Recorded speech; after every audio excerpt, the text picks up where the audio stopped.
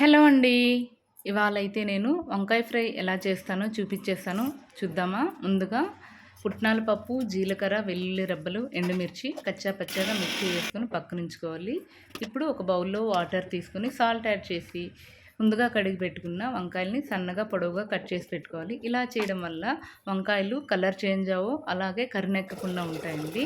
ఇప్పుడు స్టవ్ పైన పాన్ పెట్టి ఆయిల్ వేసి ఆయిల్ హీట్ ఎక్కాక ఆవాలు, జీలకర్ర, కరివేపాకు ముందుగా కడిగి పెట్టుకున్న వంకాయలు కూడా వేసుకుని బాగా ఫ్రై అవనివ్వాలండి. ఈ తాలింపులోని మీరు మినప్పప్పు, పచ్చెనగపప్పు కూడా వేసుకోవచ్చండి. టేస్ట్ బాగుంటుంది. మా బాబు తినడని నేనైతే వేయలేదు. సో సిమ్లోనే వంకాయల్ని మనం బాగా రోస్ట్ చేసుకునివ్వాలి. పసుపు, టేస్ట్కి సరిపడ సాల్ట్ కూడా యాడ్ చేసేసుకొని సిమ్లోనే బాగా కుక్ అవనివ్వాలండి. ఇవి లేత వంకాయలే కాబట్టి ఈజీగా ఒక 10 మినిట్స్లోనే కుక్ అయిపోతాయండి. చూసారా ఎంత బాగా కుక్ అయిపోయాయో?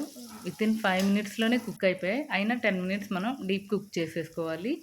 ఇప్పుడు ముందుగా కొట్టి పెట్టుకున్నటువంటి పౌడర్ ఉంది కదండి, పుట్నాల పొడి, అది వేసేసుకొని ఇది కూడా ఒక 2-3 నిమిషాల పాటు బాగా ఫ్రై చేసేసుకోవాలి. పుట్నాలు పచ్చిగానే వేసాం కాబట్టి ఒక 2-3 మినిట్స్ రోస్ట్ చేసుకుంటే పచ్చివాసన పోతుంది, బాగా స్మెల్ కూడా వస్తుందండి. ఇప్పుడు చూడండి మొత్తం రోస్ట్ అయిపోయింది.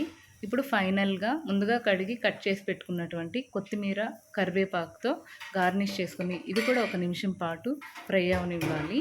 అంతే అండి, టేస్టీ టేస్టీ వంకాయ ఫ్రై అయితే నా స్టైల్లో రెడీ అండి. మీరు కూడా ఒకసారి ట్రై చేయండి. ఫస్ట్ టైం నా వీడియోస్ చూసే వాళ్ళైతే ప్లీజ్ లైక్ చేయండి, షేర్ చేయండి, సబ్స్క్రైబ్ చేయండి. ఇలాంటి మరెన్నో కుకింగ్ వీడియోస్ అయితే ఖచ్చితంగా పెడతాను. Please support my channel and please subscribe my channel అండి. Thank you so much. Thank you all for your support.